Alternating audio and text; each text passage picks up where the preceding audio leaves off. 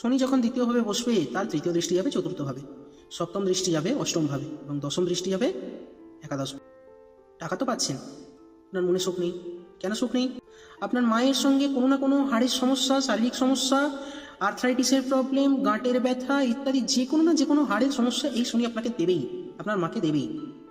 শনির সপ্তম দৃষ্টি আছে অষ্টমভাবে। আপনি দেখবেন আপনি টাকা নিয়ে এলেন, কিন্তু এই টাকার উপর আপনার কোনো কন্ট্রোল নেই, হুট করে সেই টাকা খরচা হয়ে যাচ্ছে।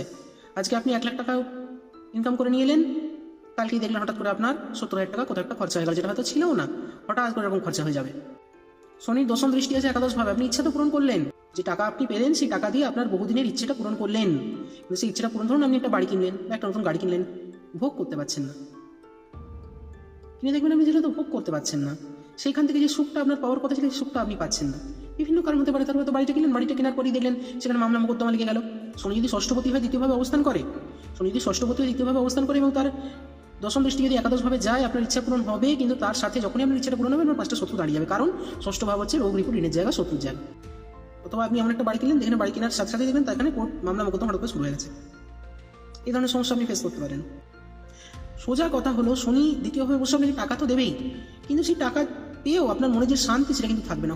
আপনি দেখবেন হয় সেই টাকা আপনি প্রপারলি ধরে রাখতে পারছেন না, সেই টাকা আপনার খরচা হয়ে যাচ্ছে, কারণ আপনাকে ডিসিপ্লিন হতে হবে। শনি যেখানেই বসে সেই ব্যাপারগুলো সম্পর্কে আপনাকে ডিসিপ্লিন হতে হবে। হ্যাঁ, শনি যদি দ্বিতীয়ভাবে বসে আপনাকে খাবার ব্যাপারে সবচেয়ে বেশি ডিসিপ্লিন, আপনাকে খাবার ব্যাপারে মেনটেন করতে হবে। যদি ভুল খাবার যদি খান, আপনার মধ্যে যদি কোনো নেশার স্বভাব থাকে, মদ, বিড়ি, সিগারেট, গাঁজা ইত্যাদি নেশা যদি আপনার থাকে, এই শনি কিন্তু আপনাকে মেরে ফেলবে, জাস্ট মেরে ফেলবে।